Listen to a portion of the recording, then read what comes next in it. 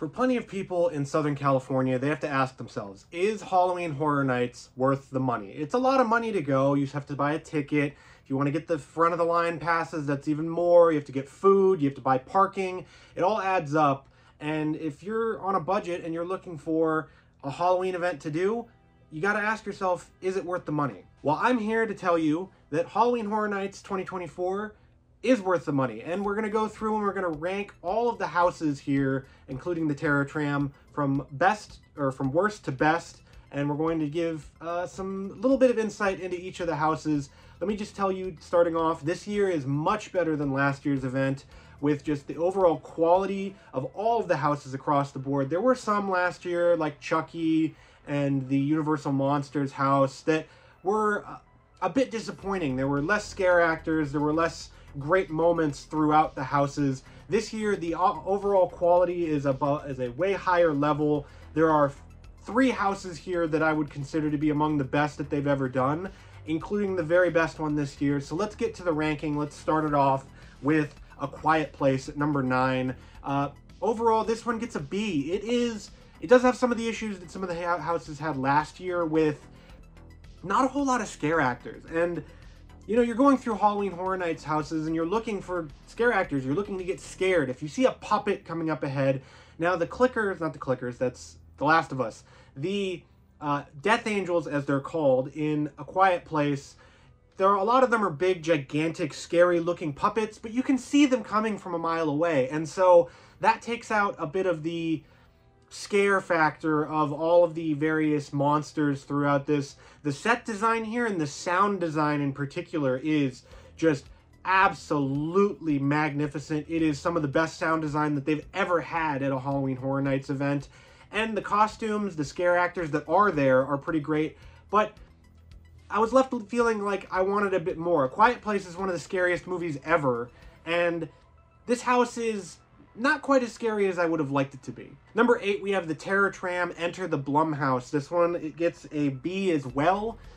This one, it trades off a bit here. You get no story to think of here, whereas previous Terror Trams have had a story. Last year had The Exterminator, stuff like that.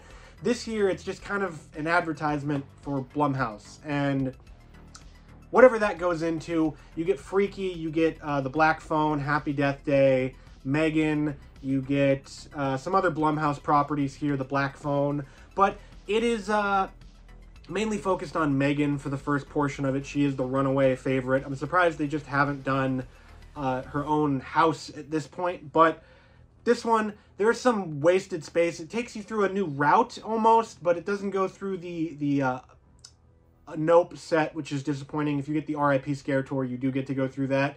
There is a special section for RIP only people. I didn't get to go through that as a media member, but I'm sure that there's videos and stuff out there of RIP members going through that. The scares here are pretty good. There's some nice stuff at the Bates Motel with Happy Death Day particularly. The Bates Motel sign is not on. That's disappointing. And then there's a big, gigantic bottleneck in this part where it goes around the Bates Motel. They really need to figure this out, because this is always the worst part of the Terror Tram, where it just bottlenecks right here and there's tons of people that just get stuck, and it really just breaks up the flow of the whole thing. Overall, the Terror Tram is a bit of a mixed bag. It depends on really what you're looking for out of it. I like the story more than anything else, so this was a bit of a disappointment in that way, but it's a nice way to, you know, take a break from all of the other scary stuff going on around Halloween Horror Nights. Number 7, we have Ghostbusters Frozen Empire. This one gets a B+. This is the shortest of all the houses at the event, and it was a bit disappointing in that way, where this one isn't quite necessarily scary. There's a lot of action-packed moments, really great sets, really great costumes, but it follows the plot of the movie as well. Garaka, the stilt walkers that they have as Garaka, are magnificent. They are the best part of the house by far. There's only like 3 Ghostbusters in the whole house, which was also disappointing, and it doesn't have a lot of the stuff that you would want. There's some nice environmental effects, but there's some marshmallow smells pumped in as well.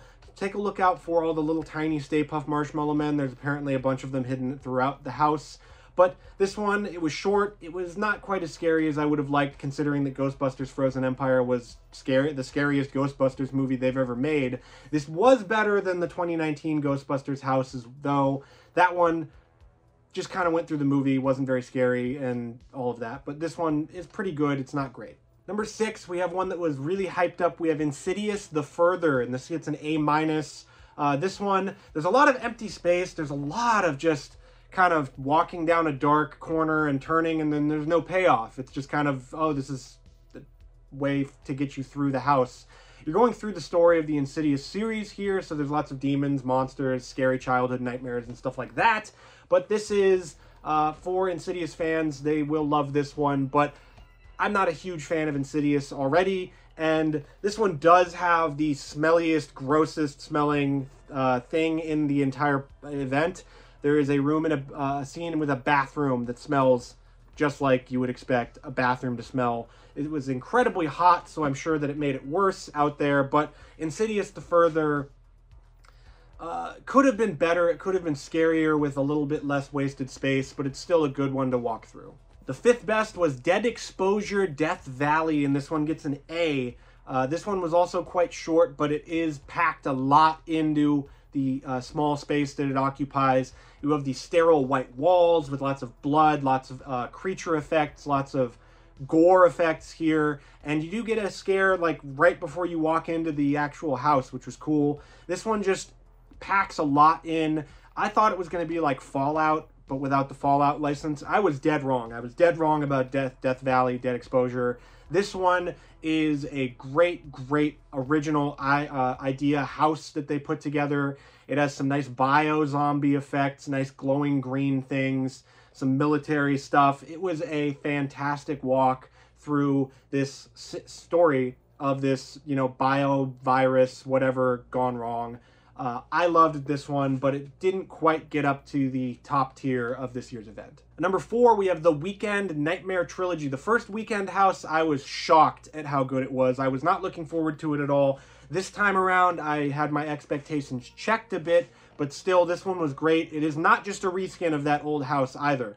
There's new music, new scenes, new monsters, whereas that first house focused more on the environmental effects and sort of set pieces. This one focuses a lot more on the monsters and the scare actors, which is awesome to see because there are some great scare actors. There's a great scare in the middle of this. There's a big green sort of money room where they get you with 3 scares all right in a small amount of time, and it is just stunning to walk through. If you love The Weeknd, you know, you're going to love this one. The music is blasting throughout the whole thing. The facade is the best facade of the entire event, and you just get... You can tell that The Weeknd would walk through Halloween Horror Nights if he wasn't just such a superstar, famous, mega, you know, music person. He loves Halloween Horror Nights. His maze reflects that, or his house, pardon me, reflects that. And The Weeknd Nightmare Trilogy is a great house. And it's also in one of the air-conditioned side sound stages. So if you go when it's hot, it's cooler in there. Up next, we have the trifecta to end this. We have Monstros II, The Nightmares of Latin America. Monstros 1 last year was my favorite of the event. It is one of the best houses that they've ever put on. You took all of these Latin American monsters and put them together. Here you have nightmares put together. There's 3 of them. You go through a similar facade to last year, but you get plenty of scares, plenty of smells. This one smells bad too. It doesn't smell like meat like the last one did, but you go underground, so it smells earthy, and you get that smell, and you get a lot of scares here just from scare actors putting in a lot of good work. Really great costumes. The set design here is top-notch once again. And there's a monster effect near the end of it with a bed and a monster underneath it that is to die for. Actually, it is terrifying, so if you go through this one, look out for that. But Monstros II, The Nightmares of Latin America, not as good as the first one. The first one felt like it had more monsters, more smells, more all of that, but this one is more of the same, except just a little bit less great. Number 2, we have Universal Monsters Eternal Bloodlines. The Bride of Frankenstein Lives is my favorite Halloween Horror Nights house I've ever been through. That one just set the bar so high for production value, for these original characters or these IP characters that they're adding these stories to. The Bride of Frankenstein is just completely badass. She's just amazing. She's like the freaking John Wick of the Universal Monsters franchise here. And this time you get Saskia Van Helsing, who is the daughter of Van Helsing. You get Dracula's daughter. You get monsters. You get set pieces. You get them firing bows and arrows, holding glowing crosses. It is just a whole... It's scary and it's action-packed, so it's the best of both worlds here, where you just get these awesome makeup. The bride is just so great looking here. She is... I can't wax enough about this, because this house is so good and it's so awesome, and it's in the original soundstage where they filmed a lot of these movies. So you get that history, you get all of it together. You go through this story and you come out and you know you want more. And that's what Universal Monsters Eternal Bloodlines does. You go through each time and you notice little details, little things that you missed each time going through. I went through this one. I went through all of them twice at opening night, just to get, you know, if there was any bias with going through the camera crew. But the first time, got it as, you know, a normal person. I waited in line and everything to get through these. And this one was the best going through a second time. It was just even better, noticing the details and all of that. So Universal Monsters Eternal Bloodlines overcomes what was last year's disappointment in Universal Monsters Unmasked, bringing back the bride, Saskia Van Helsing, Dracula's daughter, all of it. Great, great work for Halloween Horror Nights. To overcome that, because Eternal Bloodlines would have been the best house of the year, is Texas Chainsaw Massacre, The Legacy of Leatherface, coming in at number 1. This one gets an A++, whereas Eternal Bloodlines got an A+. The Legacy of Leatherface, it is the perfect Halloween Horror Nights house. If you had to go through one, and you could just only go through one and then you had to leave, it would be this one. This is the main event of the entire event. And you get tons of Leatherfaces, the Sawyer family, you get smells, you get costumes, you get scares, you get triple scares, you get everything going through, you get ambiance, you get music, you get sound. It is just the total package of what you would want out of a Halloween Horror Nights house, and then some. It is gross, it is disgusting, it is scary. Everything you get out of this house is perfection, and it is just, quite simply, The Bride of Frankenstein Lives is still my favorite, but this is probably my second favorite Halloween Horror Nights house that I've ever seen. And if you don't go through this one, you're going to end up disappointed with the event, because you need to go through this one, because it is so damn good. It is so perfect in every way. This is just the best. It is bar none. Without this one, those other houses I was talking about would be the best of the event, but this is truly the best of the best when it comes to Halloween Horror Nights. John Murdy and his team knocked it out of the park. If you're going as well, there's The Purge Dangerous Waters, which was last year. That show is still great. Late Night with Chucky is fine. It's a great way to get out of the heat and get into some AC. I would not recommend waiting in line for it. But Halloween Horror Nights 2024 is definitely worth your money. It's definitely worth going.